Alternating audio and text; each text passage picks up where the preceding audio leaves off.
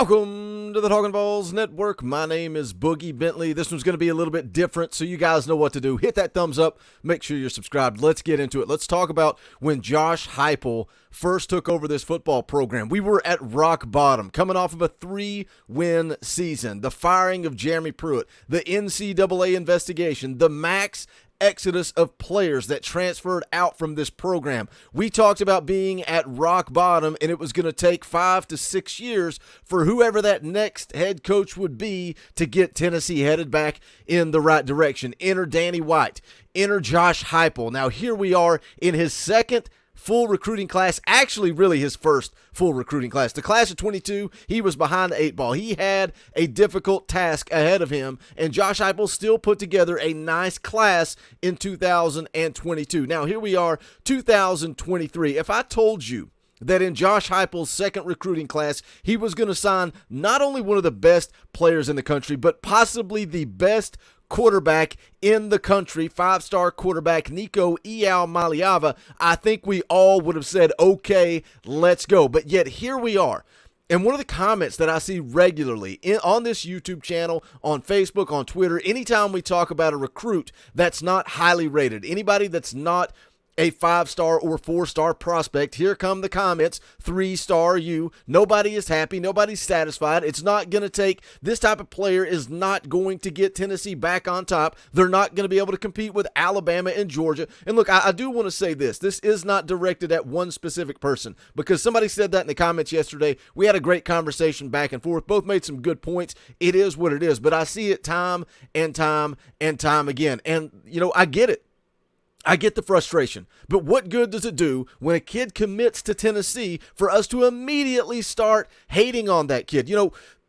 As much as I love our fan base, sometimes I hate our fan base. Our passion, what we bring to the table, we are one of the best fan bases in the country. Scratch that. We are the best fan base in the country, but sometimes I think we need to dial it back in and realize where we're at. I made the video talking about Laycock and his being predicted to Tennessee. And people just hate on the kid immediately because he is a 3-star prospect, and I would go out on a limb and say that nobody even goes to look at any of his tape or any of the scouting reports or the fact that he has burner speed that can make a difference. Do you trust this coaching staff to be able to develop a guy like Laycock and turn him into an SEC type of player? But the bottom line is the truth is somewhere in the middle. We can point out the guys like Harrison Bailey, 5-star prospects that didn't work out. They happen every single season. Every single season. 5-star prospects all across the country don't work out. On the flip side of that, there's 3-star players all over the NFL. But the reality is the truth lies somewhere in the middle, because Tennessee is going to have to land more big-time prospects. They are going to need more 5-star prospects if they're going to be able to compete. But you have to realize that we are in year 2 of this Josh Heupel rebuild, and Josh Heupel needs to win, and he needs to win now. We don't have time to wait. We can't sit down.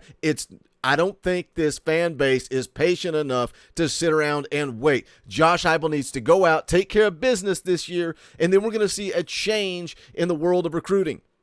I think 7 wins last year, pretty dang good. If you asked anybody heading into the season, will you take 7 wins? I guarantee you that most of this fan base would have said, sign me up for 7, and then let's get a little bit better each and every season as we move forward through this thing. I think Josh Heupel needs to go out and win 8 games this year in order to continue that momentum on the recruiting trail. Yes, I said momentum because I do believe Tennessee has momentum. When you look at the class of 23, and where they're at right now, sitting at 13th overall. And yeah, we got a long way to go. We got a long way till December when that early signing day period arrives. But when you look where they're at right now, 13th overall, 3rd in the SEC, and it all starts with Nico Iamaleava. Now, how does he play out? How does Nico's career play out? You got to be excited about him. If you watch what he does in 7-on-7, you watch his high school film, this kid is a baller, and it's easy to get excited about what he can do at Tennessee. We were talking about last night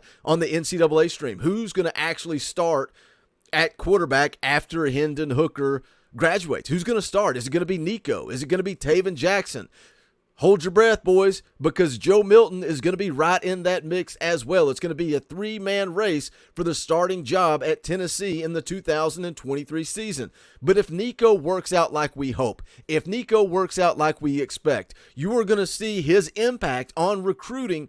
Not just what we've seen in 2023, you're going to see it in 24, you're going to see it in 25, you're going to see it in 26. Kids are going to want to come play with Nico at the University of Tennessee. Now, you may raise an eyebrow and say, well, Boogie, it's not working now. What about Carnell Tate? That's the name that everybody wants to talk about, everybody wants to throw around. Look, Carnell Tate wanted to go to Ohio State. It is what it is. The Nico effect is real. Nico got our foot in the door. Nico gave us an opportunity, along with NIL, to land Carnell Tate. He chose Ohio State. It is what it is. But if Nico works out, if Nico is the guy we all hope he is going to be, then you are going to see those guys, those big-time five-star prospects, start to come to Tennessee. But right now, the reality is it just didn't work out with Carnell Tate. Now, can you go get a guy like Cameron Seldon? And yeah, he's not the big high-profile five-star. He doesn't have 5 little gold stars beside his name. But he is not ranked that much further down from Carnell Tate. And I know people get so wrapped up, so caught up in a little star rating on a recruiting website. But Cameron Seldon's a guy that can come in and be a big-time playmaker. You look at the speed Cameron Seldon brings to the table, Laycock brings to the table.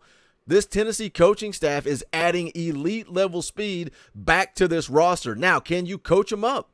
Because a guy like Laycock in the video yesterday, he's got to improve his route running. He's got to improve his fundamentals. But he's got that raw athleticism. And if this coaching staff is as good as we hope they are, then they're going to be able to develop that, harness that, and turn a guy like Laycock, a guy like Seldon, into an elite player in the SEC. And that's when you're going to see this football program start to take a step back in the right direction, start to be in on these 5 stars and landing these 5 stars. But when you look at the class of 23, you got to be happy.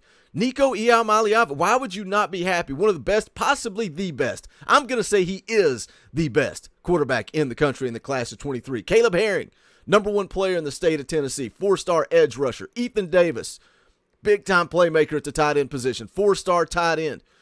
We've got a tight end in the class of 24, tight end / edge rusher, going to be making a decision on July 4th, leaning heavily towards Tennessee in Jonathan Eccles, laying the foundation for the class of 24.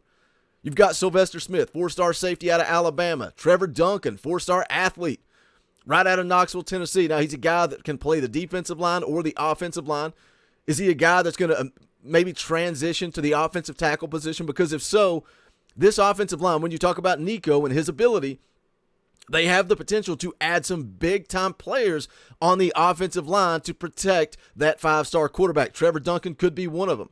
Trevor Duncan could end up at the offensive tackle position. Of course, you've got Francis Mauigoa making his decision on July the 4th at 3 p.m. Eastern Time. Just a reminder, let you guys know that weren't here last night. We're going to go live. We're going to live stream Francis Mauigoa's commitment on air. So we're going to go live about 30 minutes before the decision. He's scheduled to announce at 3 p.m. Eastern Time. We're going to go live at 2:30 p.m. Eastern Time, kind of take you up to the commitment and share that video live on air. We'll watch it together. We'll react together. Hopefully we celebrate.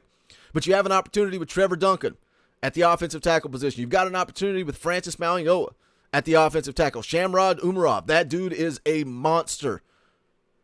The kid Ramel, another 4-star offensive lineman. Tennessee, this coaching staff, has a very good opportunity to add some big-time talent on the offensive line and protect Nico. I have no doubt they're going to add some talent at the wide receiver position. If that comes in Cameron Seldon, great. If it doesn't, then we'll move on. I think they're going to have plenty of talent at the wide receiver position. The point of this video is we've got to be patient. We've got to be patient. And I know, the guy that left the comment yesterday, you're not wrong. You're not wrong.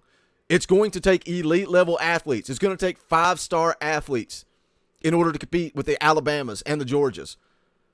But at the same time, you've got to realize where this program is at. You've got to trust his coaching staff, as cliche as that sounds, as goofy as that sounds. Trust his coaching staff to develop talent, to win 8 games this year. If they do that, I think we're going to see more and more momentum. But you got to take care of business on the field this fall. If it doesn't work out, then we'll be right back to the drawing board. We're going to be right in the middle of another coaching search. Once again, that's where we'll be. A lot to unpack in this video. I may have ranted a little bit, but just something that needed to be talked about. Hit that comment section. Let me know your thoughts. It's not all about 3-star hearts, 3-star kids with a 5-star heart. It's not all about 5-star athletes. The reality is somewhere in the middle. But hit that comment section. Let me know your thoughts. If you have not done so yet, please do me a favor. Smash that thumbs up on the way out the door, whether you agree with me or disagree. If you enjoy the content here, smash that thumbs up. Make sure you go check out the official merchandise of the Talkin' VAWLS Network. You can go to bonfire.com/store/TalkinVaws. Any and all support greatly appreciated. Thanks to all the new members of the channel financially supporting what we're trying to do here. Hopefully one day we can do this full time, but you becoming a member of the channel allows us the opportunity to create more content for you. Hit that join button down below. For as little as 99 cents a month, you become a member. You can get access to custom Talkin' VAWLS emojis, also access to fan call-in shows, all kinds of good stuff. Appreciate you guys for tuning in. That's going to do it for this one. This is the Talkin' VAWLS Network. My name is Boogie Bentley. Go Big Orange.